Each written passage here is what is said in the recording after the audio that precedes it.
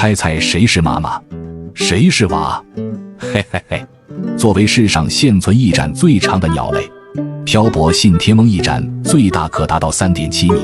巨大的翅膀造就了它们出色的滑翔能力。漂泊信天翁可在空中停留几个小时，不必挥动翅膀，并且在飞翔的过程中，它们每下降1米就可滑翔大概22米远。如此省力的飞翔方式，使得它们可以在海上持续漂泊1年，成天居无定所。而这也是它们名字的由来。在广阔的海洋上，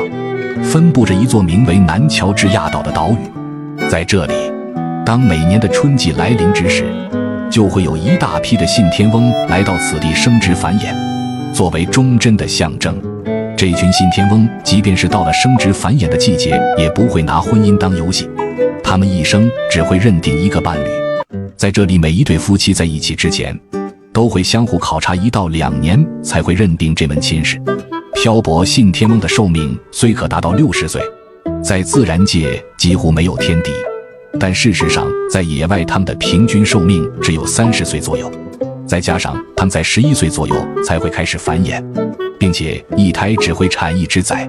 所以在自然界中这群鸟的繁殖力十分的低下。现在是春季，眼下你看到的这只信天翁年龄已经达到了30多岁，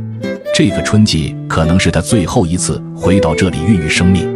他的老伴早已在此等候着他的归来。在相互问候过后，这对夫妻开始完成他们此次前来的任务。一转眼3个多月过去，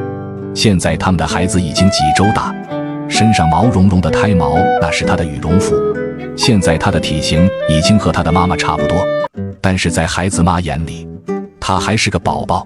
也许夫妻2鸟感受到了这只幼崽可能是他们鸟生中最后的一只孩子，所以年迈的夫妇俩对这只孩子格外的宠爱。由于远海里的食物十分的稀少，搜索数千公里海域才能为自己的孩子找到一顿食物，但是这对年迈的父母还是不辞辛苦地养育着自己的大胖娃。130天左右，幼崽开始换羽，不久之后孩子蜕变成功，他现在已经获得了漂泊的资格。在父母的目送下，孩子生疏地扇动着翅膀，最终开启了属于他的新生活。留下来的年迈的父母眼下需要休息片刻，不久后他们也会离开这座岛屿，也许再也不会出现。